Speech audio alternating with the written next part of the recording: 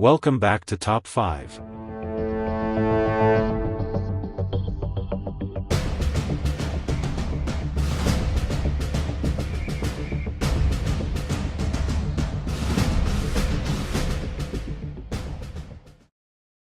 Five, Nyctophobia, the fear of darkness.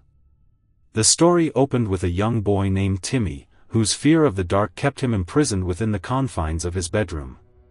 Each night, as the sun dipped below the horizon, shadows danced on his walls, morphing into terrifying shapes.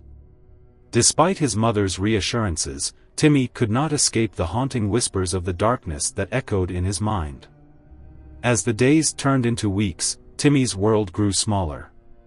He quit playing outside, avoided sleepovers, and even convinced himself that he could only live in the warm embrace of daylight.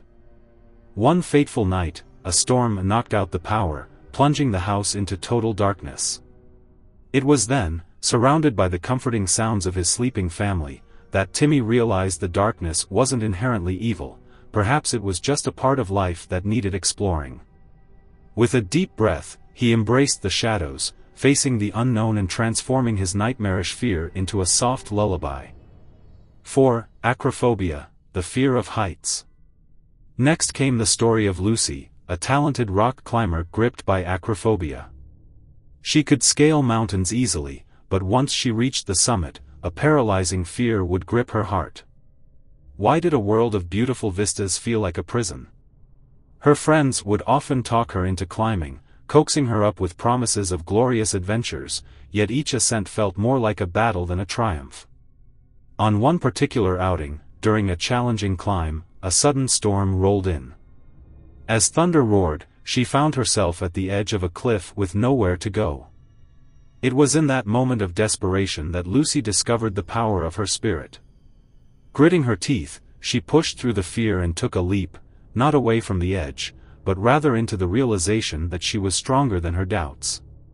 She learned to harness her fear, transforming it into a tool for concentration and strength. It became her motivation rather than her downfall. 3. Trypanophobia, the fear of needles. The third tale unfolded around Mark, who dreaded needles more than anything else. Each visit to the doctor was a battle filled with anticipatory anxiety. He would sweat, tremble, and plead, often inventing illnesses just to avoid vaccinations. This phobia was not just a fear of the needle, it represented his fear of vulnerability, of being pierced and exposed. When a new health scare emerged, Mark realized he had to confront his fears. With the support of a steadfast friend by his side, he set out to face the needle. Slowly, they practiced deep breathing exercises, gradually desensitizing him to the idea of needles. Finally, with each gradual step, he entered the clinic. When the moment arrived, he decided to instead focus on the empowerment of taking control of his health.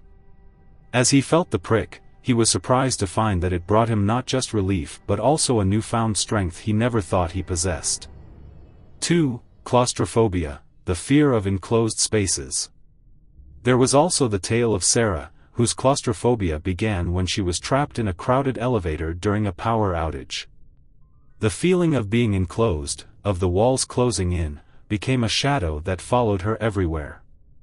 Over time, her life shrank, she avoided public transport, small rooms, and even crowded places. Fear bound her tightly. One day, an unexpected event forced her to fit into a cramped space. She had to crawl through a narrow tunnel to rescue her cat who had gotten stuck. With her heart racing, she decided to push through the madness of her fear.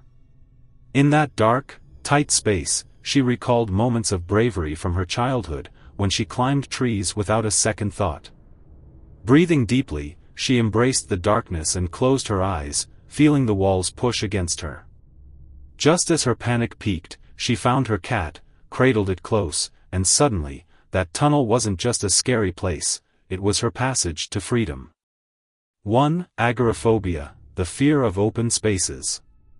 Lastly, Eleanor read about the haunting tale of Henry, a man who succumbed to agoraphobia after the loss of his job and the subsequent spiral of loneliness. His home became both a refuge and a prison. The thought of stepping outside filled him with overwhelming dread. He lost touch with friends, family, and life itself. One windy morning, after weeks of isolation, he spotted a child flying a kite in the park across the street. The sight stirred something deep within him.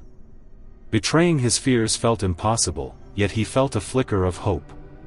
Gradually, with many challenges, like stepping onto the porch or sitting on the steps, Henry learned to breathe and engage with the world. One day, he took a deep breath and stepped onto the street. Each step felt monumental. He was carrying the weight of his fears with him, but he was finally reclaiming his life. As Eleanor closed the manuscript, she realized that phobias, while crippling, often contained lessons of courage and resilience. Each story ended with the characters not merely confronting their fears but transforming them into strengths. The true essence of fear was not its chilling grip but the opportunity for growth it presented. With a newfound gratitude for life's challenges, Eleanor embraced her own fears, whether they be the fears of the unknown, vulnerability, or change.